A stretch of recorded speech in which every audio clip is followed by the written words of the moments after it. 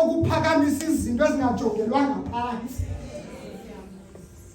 uThixo unamaxesha okuphakamisa ube sewulibele, kodwa uThixo akuphakamise.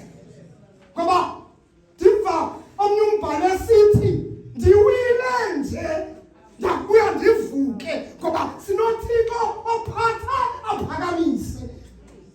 Isifundo sethu sesibini kwincwadi kaLuka sahluko 17. Saqala ukufunda kulamqolo we-11 sophela umqolo we-18. Luke 17.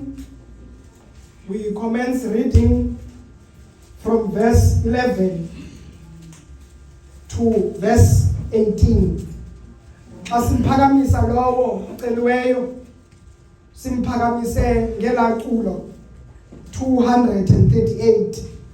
Sicela kuwe menzi wethu ongukumkani phezu kwethu, mauthi entlalweni yethu wenze ngeyakho intando, kwasemikhuhlaneni yethu nakuko ukuphila kwethu, kude kufike ukufa kwethu, yenza ngentando yakho.